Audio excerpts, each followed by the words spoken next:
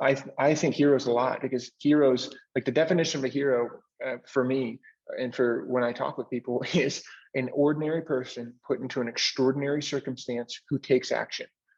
That simple. Like an ordinary person put into an extraordinary circumstance who takes action, right? Like today is an extraordinary circumstance. Every day is an extraordinary circumstance. Just act and do those things that are a little bit harder so you can benefit in the future.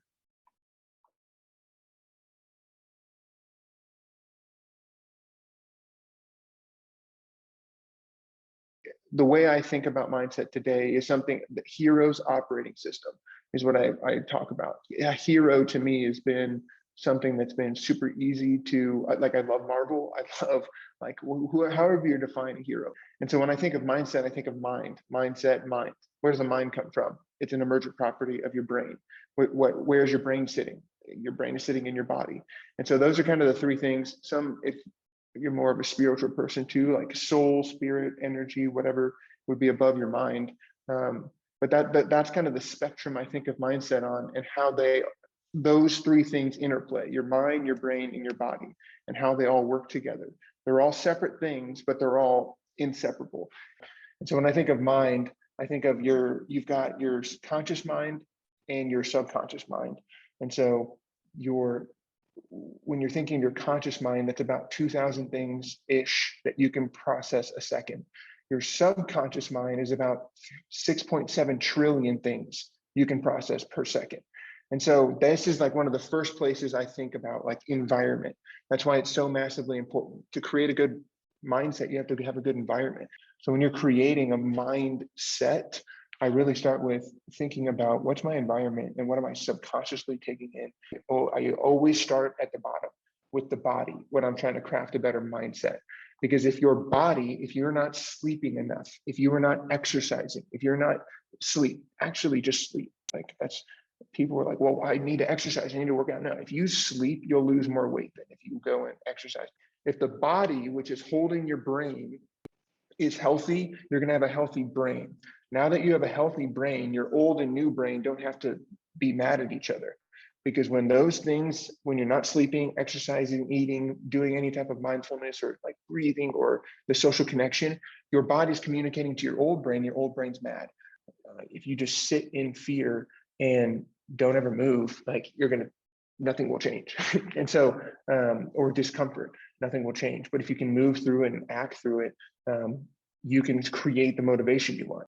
So going to their beliefs is next. And I'll talk to them, like, what are you saying to yourself? What are you thinking and feeling? What are the thoughts that are happening? And what are your past experiences that proved what you're saying is true? So when someone's scared of something, I was like, okay, well, what has proved in the past to you that you should be scared about it?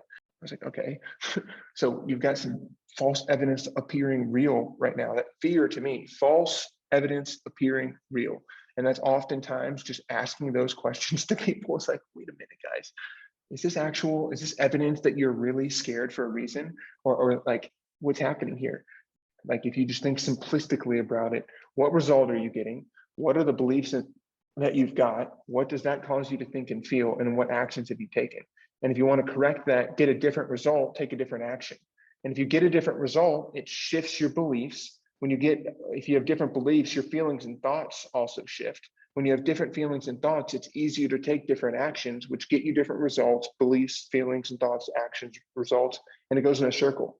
And that can work against you or it can work for you. And so those are, when someone is like fear, doubt, worry, those types of things, I always start there. 87% of women get help when they have a mental health type problem. 87% of them do. Only 3% of guys in that age group do. And the number one reason that age group is dying is suicide. But being isolated, what it does to your brain when you're, like I had mentioned, social connection is so important. Isolation is one of the worst possible things. So you're like, I even coach people, like, call someone even if you can't go see them. But isolation creates these things in our brains because we have no other input other than our own negative thoughts and voices oftentimes when we're isolated. And so it just self-perpetuates. Once you consciously can call out some of those beliefs and define them and name them, it gives your brain and your conscious mind a way to focus on them, and you can start to shift them.